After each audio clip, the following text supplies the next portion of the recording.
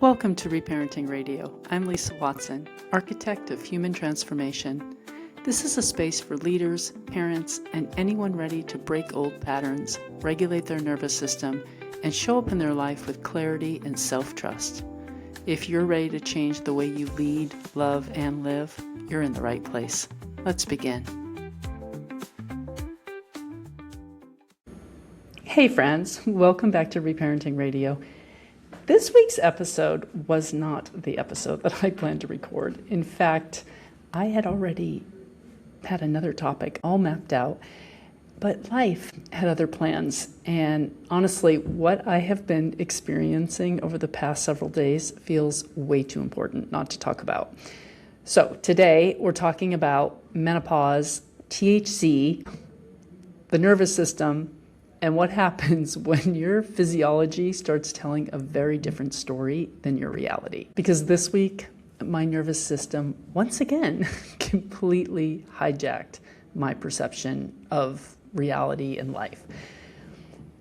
And before I jump in, I do want to say that I'm not dissing or promoting THC or HRT in this podcast. And I'm not here to tell anyone what they should do or what they shouldn't do. I'm simply sharing my experience and the awareness that it has given me. And for those of you that don't know, I have been navigating menopause for over 8 years now. One of my biggest symptoms has been night sweats and hot flashes. And when I say night sweats, I don't mean waking up a little warm. I mean waking up drenched. Like, I have to change my clothes. I'm constantly putting the blankets on, taking the blankets off, trying to get comfortable, waking up, getting water, going to the bathroom, just trying to fall back to sleep, and then doing it all over again. And for years, I have looked for ways to manage it. And I've chosen not to do hormone replacement therapy, at least not now and not so far. But what I did find that has worked for me about 8 years ago was THC. It helps a lot, and I mean a lot. Like, completely will stop the night sweats and get me to sleep at least a solid 5 hours. It's not a lot. I don't use a lot, and I only do it before bed, a bowl before bed, sometimes another one like during my evening walk, like maybe an hour or two before, just to make sure it's setting in. Occasionally I take a gummy, and for a while it will work beautifully.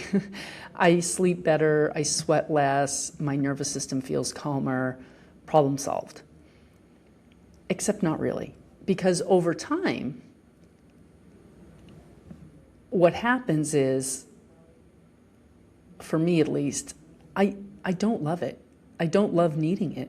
I don't love feeling dependent on something every night in order to sleep. To me, I don't take any pharmaceuticals. I don't even take Advil unless I am in really, really bad shape. It's really rare. It's just me and the way that I'm committed to my body and wanting to keep it as clean as possible.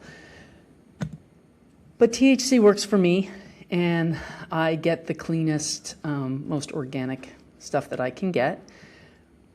But over the years, what I've learned is that our bodies are very adaptive.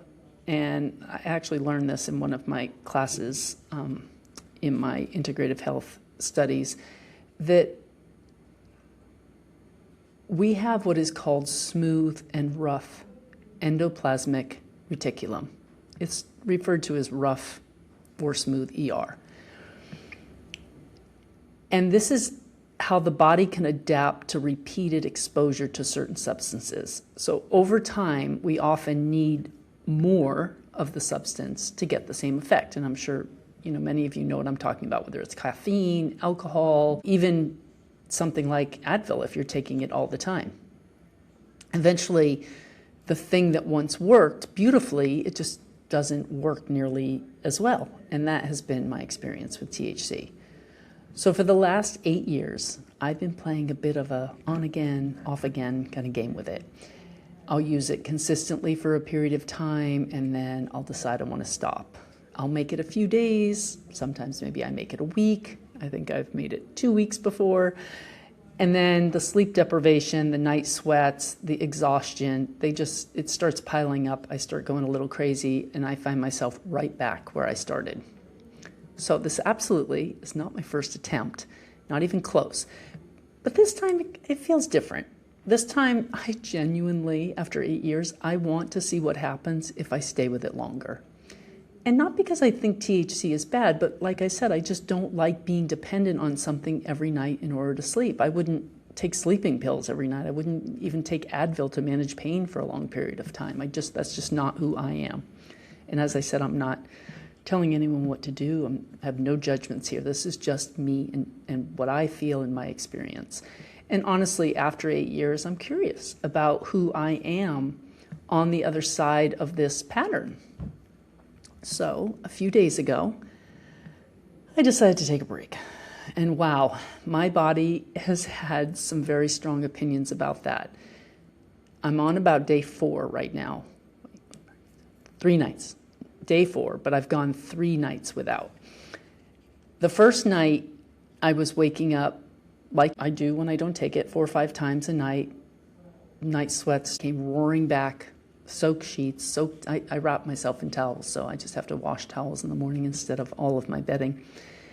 But the thing I noticed yesterday is that my resting heart rate in the morning, I checked my heart rate today and yesterday, and it jumped from the mid-40s, where it's been forever, because I have a very healthy, strong heart, I'm athletic, and my resting heart rate is generally in the mid-40s, low 50s. It's in the mid-80s right now. And I have been just feeling wired, agitated, really fragile. Everything feels bigger than it should. And then this morning happened. I had a phone interview scheduled with an agency, and the lady who I was scheduled with, she messaged me just about 15 minutes before our call and asked if she could change the time. Her message was not really great, and there was some confusion about the time zones. She said she'd call me from one number, so I added it to my contacts so it wouldn't go right to voicemail, and then she ended up calling me actually from a different number, so it did go right to my voicemail, and I had to call her back and go through some automation system. And then by the time I finally got on the phone with her, I was really irritated and running out of time because we had scheduled it for 8 a.m. and now it was almost 8:25. So the conversation, it felt really clunky. She wasn't particularly organized, and because I was running short on time and short on patience, I eventually just said to her, you know what, I don't have time for this. You're just going to have to send me what you have in an email. And I hung up. I was not feeling so good after I hung up. The situation was frustrating, yes. But did it justify the level of irritation that I was feeling? Probably not. And that's when I realized this is a nervous system problem. And I started looking at the bigger picture. I've been sleeping terribly. I've cut out THC. Oh, and I didn't mention that at the same time, I drastically reduced my caffeine. I went from drinking 3 to 4 cups of coffee every morning and maybe a 4th one in the afternoon for months now to only a half a cup in the morning. At the same time, 3 days ago when I quit THC, I also did this with caffeine. And my caloric intake has also drastically reduced. I've probably reduced it by almost half, to be honest, over the past 3 or 4 days, because I just haven't been as hungry. I don't have the munchies from the THC and no THC. And my nervous system is trying to adapt to it all. So of course I felt overwhelmed. And of course everything feels harder. And of course my emotional bandwidth is lower. But that realization, it reminded me of something that I've seen over and over again in my work. Many of the problems that people think they have are actually just symptoms of dysregulation. And let me just clarify, because What I'm experiencing this week is temporary. I know exactly what's disrupting my nervous system right now. But it got me thinking, millions of people who feel this way every day and they don't know why. Many people are living in a state of dysregulation all the time. And not because they're in menopause, and not because they're coming off of THC, or because they're having night sweats, or they stop drinking caffeine, but because their nervous system learned dysregulation a very long time ago. One of the foundations of my work is understanding that the nervous system develops within an environment, just like your subconscious mind. As children, we're constantly gathering information. Am I safe? Am I loved? Am I accepted? Can I relax? Can I trust the people around me? Can I be my authentic self? And the answers to those questions aren't learned from what people say. They're learned from what we experience. So if we grew up in a home that was calm, connected, and emotionally available and predictable, our nervous system learned one set of rules. But many people didn't. Many people grew up with conflict, criticism, control, chaos, addiction, emotional neglect, emotional unavailability, or simply parents who were doing the best they could while carrying their own unresolved pain. And a child's nervous system adapts. The avatar adapts. That's what it's designed to do. A child doesn't consciously decide to become hypervigilant. They adapt. They don't decide to become a people pleaser. They adapt. And they don't decide to become anxious or a perfectionist, controlling or avoidant or constantly on edge. Their nervous system learns strategies that help them survive the environment that they're living in. Then something interesting happens. We grow up and the environment changes. We're no longer under the control of our parents. We're autonomous, sovereign adults living our own lives. But our nervous system keeps running the same program. Just like the subconscious mind runs the show 95% of the time, the nervous system wants to get back to homeostasis. I've talked about this in many, many, many podcasts, newsletters. It's one of the foundational pieces of my work. Our nervous system feels safe in an environment that it recognizes. So it's going to keep running the same programs. The chaos may be gone, the criticism may be gone, the danger may be gone, but the body didn't get the memo. The nervous system is still preparing for a threat that it thinks may be coming, but it really no longer exists. And that's why so many people feel exhausted by life. That's why relationships feel harder than they should, why rest feels uncomfortable and slowing down feels unsafe. And that's why so many people struggle with anxiety, overwhelm, emotional reactivity, difficulty focusing or resting, and symptoms that often just overlap with other diagnoses. What I've discovered over the years is that many of the things that people identify as who they are actually just nervous system adaptations.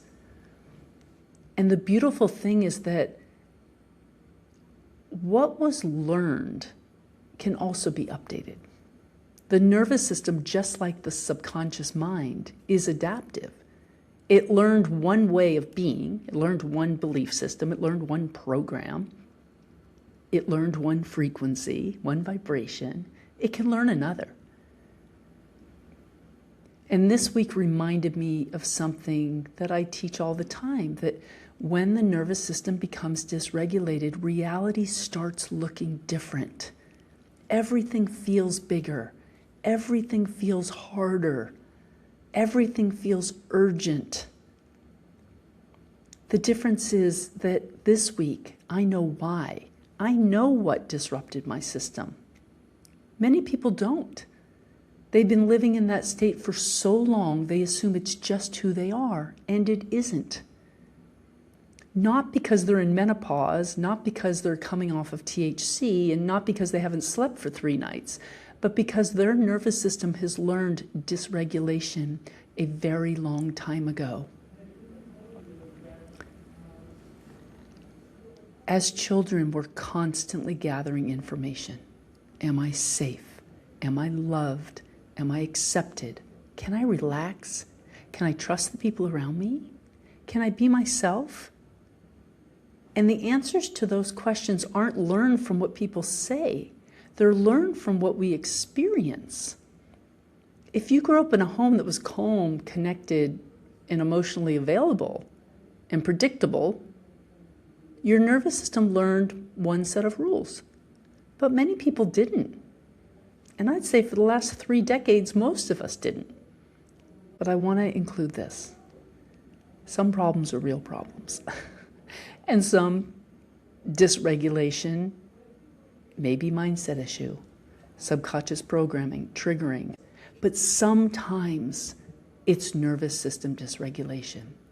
And having that awareness allows you to kind of look at the checkbox of things when you're feeling agitated. What is it? Is it my inner child? Is it my nervous system? Is it my ego? It's something else to have awareness over. Because some problems are real problems. Some relationships are unhealthy. Some jobs do need to be changed. Some boundaries do need to be set. And major life decisions do need to be made. It's okay to get irritated. It's okay to get mad. These things happen. They kind of like guide us through life, right? But I also think that many people make some huge conclusions about their lives while operating from a deeply dysregulated state. And I say that from experience. It's why I'm making this podcast today, because this morning I felt so terrible. I was so irritated at this woman, but then 12 other things irritated me in the next hour. Like everything felt huge. My life decisions felt big. I could barely get myself to the gym. My body felt like it was buzzing. I couldn't really see my future in a lot of things. I was wanting to give up on some stuff. And I was in this observation mode with myself, watching it all play out, not able to really get out of it. And what finally did get me out of it is I increased my calorie intake. I went and ate some carbs, and that helped my blood sugar a bit and it made me feel better. And I definitely do still also need some rest. But I do feel a little bit better after eating more. This is kind of like a PSA. When you're dysregulated for whatever reason, don't make major life decisions, because when you're dysregulated, everything feels hard. Everything feels nearly impossible. Relationships, parenting, a child's non-compliance, work, your boss, someone being late or not texting you, or maybe the way someone's driving on the road. Small inconveniences start to feel enormous, and that's how I felt today. It just felt so overwhelming and so big that I just had to share it with you today. And the challenge is that a dysregulated nervous system is a very convincing storyteller, because it doesn't say, hey, your cortisol is elevated. It says your life is falling apart. It doesn't say, hey, your nervous system is a little overloaded. It says, oh my gosh, that person is so rude and so wrong. That recruiter is so incompetent, and I just can't, I am completely justified in my irritation. And that's what I want people to understand, especially women navigating perimenopause and menopause, because there is a biological reality happening that many of us were never prepared for. Our sleep changes. Our hormones fluctuate. Our stress tolerance changes. Our recovery capacity changes. And all of those things impact how we experience reality. I have spent years teaching people that we're not broken, we're patterned. And I know that, I believe that. But this week, today especially, reminded me of something equally important. We're also biological. The nervous system doesn't exist separate from the body. It is part of the body. And when the body is struggling, the nervous system follows. So one of the most important questions we can ask ourselves is this really a life problem or is this a nervous system problem? You know, before we decide we want to get a divorce or kick our partner out or quit our job or decide that we're failing and we need to shift directions or move or whatever it may be, before you decide, check on your nervous system.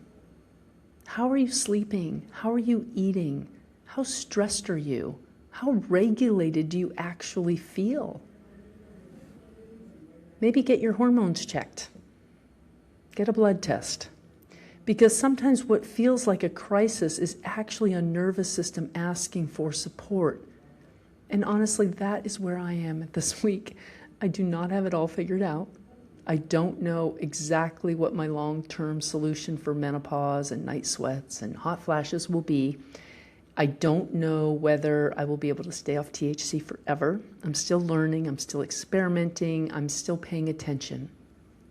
But I do know that the version of me that woke up today exhausted, sweaty, sleep-deprived, underfed, irritated, is not the most accurate narrator of my reality. And remembering that has helped me take a breath. It helped me stop making my temporary state mean something permanent about my life.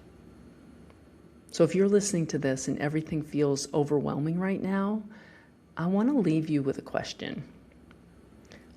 What if your life isn't falling apart, or this portion of your life? What if your nervous system just needs some support? That's a very different conversation. And sometimes it is the conversation that changes everything. Sometimes it's inner child healing. You know? But it's something to look at. Awareness is the first step and the ongoing step in the healing journey. Thank you. If you are enjoying these conversations, the best way to stay connected with me is through my weekly newsletter. That's where I share things that I'm learning, that I'm noticing, that I'm questioning and exploring each week about relationships and parenting and all the things we talk about here on the podcast. And when you subscribe to my newsletter, you also get access to several free resources that I've created to help you begin identifying and updating some of your own patterns.